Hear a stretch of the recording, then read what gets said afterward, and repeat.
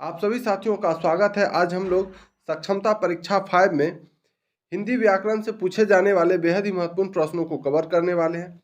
अगर आप चाहते हैं कि मेरी हर वीडियो आपको जो है समय समय पर मिलता रहे, तो आप दिए गए इस नंबर पर जो है व्हाट्सएप पर हाई लिख कर भेज दीजिए या डायरेक्ट कॉल के माध्यम से आप हमसे संपर्क कर सकते हैं, है ना। अगर आप वाकई में सक्षमता परीक्षा को लेकर सीरियसली हैं, है ना, निकालना चाहते हैं, तो आपको वीडियो के साथ साथ पीडीएफ दोनों लेकर चलना होगा, है ना। वीडियो तो समझने के लिए आप समझ जाइएगा, लेकिन पीडीएफ जो है आपको प्रैक्टिस के लिए बहुत मदद करेगा। तो पीडीएफ के लिए भी आप दिए गए इसी नंबर पर क्या कर सकते हैं, कांटेक्ट कर सकते हैं। चलिए हम लोग आज का प्रश्न स्टार्ट करते हैं। पहला सवाल हमारा कह रहा है कि प का उच्चारण स्थान है। हिंदी में जो है प का उच्चारण स्थान कहाँ से प का उच्चारण हम लोग करते हैं, दंत से, कंठ से, ओष्ठ से या तालु से। तो प का जो उच्चारण जब हम लोग करते हैं तो दोनों होंठ जो है यानी ओष्ठ आपस में मिलते हैं, इसीलिए जो प का जो उच्चारण स्थान होगा वो क्या होगा, ओष्ठ होगा। ऑप्शन नंबर सी इस सवाल का सही उत्तर हो जाएगा। ठीक है, चलिए अगला क्वेश्चन हम लोग देख लेते हैं। क्वेश्चन नंबर 2 ये रहा आपके सामने। दूसरा सवाल आपका कह रहा है कि द्रव्यवाचक संज्ञा का उदाहरण कौन सा है, गुच्छा, तेल, शहर या कक्षा। तो द्रव्यवाचक संज्ञा वह संज्ञा होती है जिसे गिना नहीं जा सकता लेकिन मापा या तौला जाता है। तो किसे मापते हैं या तौलते हैं, तो वो है आपका ये तेल, है ना। तो ऑप्शन नंबर बी इस सवाल का सही उत्तर हो जाएगा। द्रव्यवाचक संज्ञा का उदाहरण कौन सा है, तो तेल है। अगला क्वेश्चन हम लोग देख लें। तीसरा प्रश्न ये रहा आपके सामने। मैं आप चला जाऊंगा, इस वाक्य में आप जो है कौन सा सर्वनाम है, पुरुषवाचक सर्वनाम, निजवाचक सर्वनाम, निश्चयवाचक सर्वनाम या संबंधवाचक सर्वनाम। तो यहाँ पर जो आप शब्द है वह स्वयं के लिए है ना, खुद के लिए है। तो यह कौन सर्वनाम हो जाएगा, यह निजवाचक सर्वनाम हो जाएगा, है ना। ऑप्शन नंबर बी इस सवाल का सही उत्तर हो जाएगा। ठीक, चलिए अगला क्वेश्चन हम लोग देख लें। क्वेश्चन नंबर 4 ये रहा आपके सामने। गुणवाचक विशेषण है 3 किलो, 4, अधिक या अच्छा। तो जो शब्द गुण, रूप, अवस्था या स्वभाव बताए वह गुणवाचक विशेषण कहलाता है ना। तो यहाँ पर अच्छा जो है आपका क्या होगा, गुण बता रहा है। ठीक है, तो अच्छा क्या बताता है, गुण बताता है। वह लड़का अच्छा, यानी उस लड़का का अच्छाई का गुण पता चल रहा है। तो अच्छा जो होगा हमारा गुणवाचक विशेषण हो जाएगा। ठीक है, ऑप्शन नंबर डी इस सवाल का सही उत्तर होगा। अगला क्वेश्चन हम लोग देख लें। क्वेश्चन नंबर 5 ये रहा आपके सामने। जिन शब्दों का जन्म विदेशों में हुआ है उन्हें डैश कहते हैं। उन्हें तत्सम कहते हैं, तद्भव कहते हैं, देशज कहते हैं या विदेशज कहते हैं। तो इसका सही जवाब हो जाएगा, कहाँ जन्म हो रहा है, विदेश में, तो उसको विदेशज कहेंगे। क्या कहेंगे, विदेशज, है ना। जो वैसा शब्द जो विदेशों में जो है उत्पन्न हो, यानी विदेशज वे शब्द होते हैं जो अन्य भाषाओं या देशों से आकर हिंदी में प्रचलित हो गए हों। जैसे आपका स्कूल शब्द हो गया, डॉक्टर शब्द हो गया, पेन शब्द हो गया, रेल शब्द हो गया, है ना, पुलिस शब्द हो गया। ये सब क्या है, विदेश का शब्द है और हमारे देश में ये हिंदी में आकर क्या हो गया, प्रचलित हो गया। इसीलिए जिन शब्दों का जन्म विदेशों में हुआ है उन्हें क्या कहते हैं, तो विदेशज शब्द कहते हैं। ठीक, चलिए अगला क्वेश्चन हम लोग देख लें। क्वेश्चन नंबर 6 ये रहा आपके सामने। कर्ता का चिन्ह है ने, को, से या को या के लिए। तो कर्ता का जो चिन्ह है वो है ने, है ना। आप लोग पढ़ते होइएगा, कर्ता ने, कर्म को, है ना। तो ये ने जो चिन्ह है ये वाक्य में क्रिया करने वाले को दर्शाता है। ठीक है, जैसे राम ने, श्याम ने। ठीक, तो कर्ता का जो चिन्ह है वो क्या होगा, ने होगा। अगला सवाल हम लोग देख लें। क्वेश्चन नंबर 7 ये रहा आपके सामने। देश की बोलचाल में पाए जाने वाले शब्द डैश कहलाते हैं, तत्सम, तद्भव, देशज या विदेशज।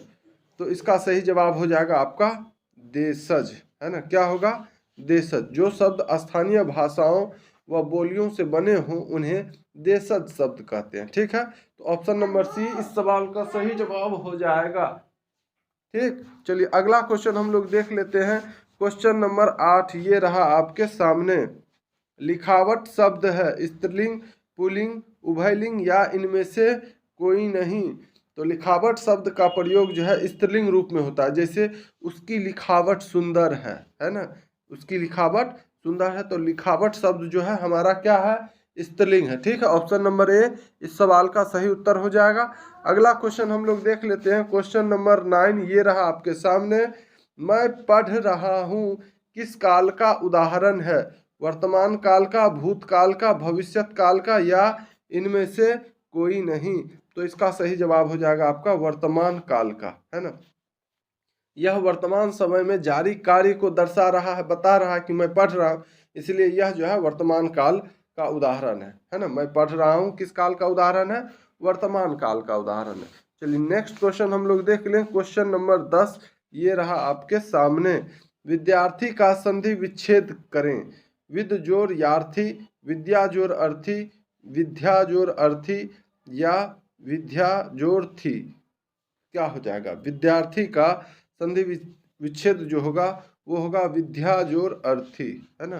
क्या होगा? विद्या जोर अर्थी, ऑप्शन नंबर सी, है ना, जो विद्या का इच्छुक हो। ठीक, चलिए अगला क्वेश्चन, क्वेश्चन नंबर 11 ये रहा आपके सामने। दो या दो से अधिक पदों के मेल से बने पद को डैश कहते हैं? संधि कहते हैं, समास कहते हैं, उपसर्ग कहते हैं या प्रत्यय कहते हैं। तो दो या दो से अधिक शब्द मिलकर नया और संक्षिप्त शब्द बनता है ना, तो उसे हम लोग समास कहते हैं। क्या कहते हैं? समास कहते हैं। दो या दो से अधिक पदों के मेल से बने पद को क्या कहते हैं? समास कहते हैं। ठीक है, ऑप्शन नंबर बी इस सवाल का सही उत्तर हो जाएगा। ये रहा आपका क्वेश्चन नंबर 12। 9 2 11 होना मुहावरा किस अर्थ में प्रयुक्त होता है? वहीं खड़े रहना, भाग जाना, शक्तिशाली बनना या दुर्बल बनना। अच्छा, टोटल 15 प्रश्न है। इस 15 प्रश्न में कितना प्रश्न का जवाब आप जानते थे? कमेंट में जरूर बताएंगे आप लोग। ठीक है, 9 2 11 होना मुहावरा किस अर्थ में प्रयुक्त होता है? तो ये होता है आपका ऑप्शन नंबर बी, भाग जाना, है ना। यह मुहावरा किस पर सेट कर रहा है? ऑप्शन नंबर बी पर, है ना। अचानक भाग जाने या फरार हो जाने को जो है क्या कहते हैं? 9 2 11 होना, है ना। चलिए अगला क्वेश्चन हम लोग देख ले। क्वेश्चन नंबर 13 ये रहा आपके सामने। अनुवाद में प्रयुक्त उपसर्ग है। तो उपसर्ग जो है वह शब्द का अंश होता है, टुकड़ा होता है, जो शब्द के आरंभ में यानी शुरू में जुड़कर उसके अर्थ में क्या करता है? परिवर्तन करता है। तो उपसर्ग जो है कब जुड़ता है? तो शुरू में, है ना। तो अनुवाद में प्रयुक्त उपसर्ग क्या होगा? तो इसका जो है हम लोग अगर संधि विच्छेद करेंगे अनुवाद का, तो अनुजोरवाद, अनुजोरवाद। तो शुरू में है कौन? शुरू में जुड़ कौन रहा है? अनु। तो अनुवाद में प्रयुक्त उपसर्ग कौन होगा? अनु होगा, है ना। उपसर्ग समझ में आ गया? उपसर्ग जो होता है वह क्या होता है? शुरू में जुड़ता है। ठीक है, उपसर्ग कब जुड़ता है? तो शुरू में जुड़कर क्या करता है? शब्द के अर्थ में परिवर्तन कर देता है। ठीक है, तो ऑप्शन नंबर बी इस सवाल का सही उत्तर हो जाएगा। अगला क्वेश्चन हम लोग देख लें। Question number 14। जो शब्दांश यानी शब्द का अंश शब्दों के अंत में जुड़कर अर्थ में परिवर्तन लाए कहलाता है। अब यहाँ पर क्या है? शब्द के अंत में जुड़कर अर्थ में, उस शब्द के अर्थ में क्या कर देता है? परिवर्तन ला देता है, बदलाव कर देता है। तो वो क्या कहलाता है? उपसर्ग कहलाता है, प्रत्यय कहलाता है, अवयव कहलाता है या विशेषण? तो उपसर्ग तो होगा नहीं, क्योंकि उपसर्ग शुरू में जुड़ता है। तो इसका सही जवाब आपका प्रत्यय हो जाएगा। क्या होगा? प्रत्यय। क्या होगा? प्रत्यय, है ना। प्रत्यय हमेशा शब्द के अंत में जुड़ता है। ठीक है, प्रत्यय हमेशा शब्द के अंत में जुड़ता है, याद रखिएगा। चलिए अगला क्वेश्चन हम लोग देख ले, और इस सेशन का अंतिम सवाल ये रहा आपके सामने। कह रहा है 15 नंबर प्रश्न, अमृत का पर्यायवाची है?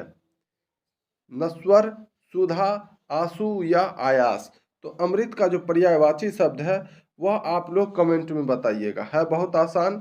हम देखना चाहते हैं कितना लोग ध्यान पूर्वक पढ़े हैं, और जो पढ़े होंगे वही जवाब देंगे इस प्रश्न का सही जवाब, है ना। अमृत का पर्यायवाची शब्द क्या है? नश्वर होगा या सुधा होगा या आंसू होगा या आयास होगा। अगर यह वीडियो आपको अच्छा लगा हो तो वीडियो को लाइक ज़रूर कर दीजिएगा, अपने साथियों को भी शेयर कर दीजिएगा। और इसी तरह का मेरा हर वीडियो देखने के लिए मैंने जो शुरू में आपको नंबर दिया था उस नंबर पर व्हाट्सएप पर आप या तो हाई लिख के भेज दीजिए या तो आप डायरेक्ट कॉल कर सकते हैं, है ना। कॉल के माध्यम से आप संपर्क कर सकते हैं। जो मैं पढ़ा रहा हूँ अगर यह प्रैक्टिस के रूप में आपको PDF भी चाहिए तो भी आप उसी नंबर पर संपर्क करेंगे, ठीक है। फिर हम लोग मिलते हैं अगली वीडियो में। धन्यवाद।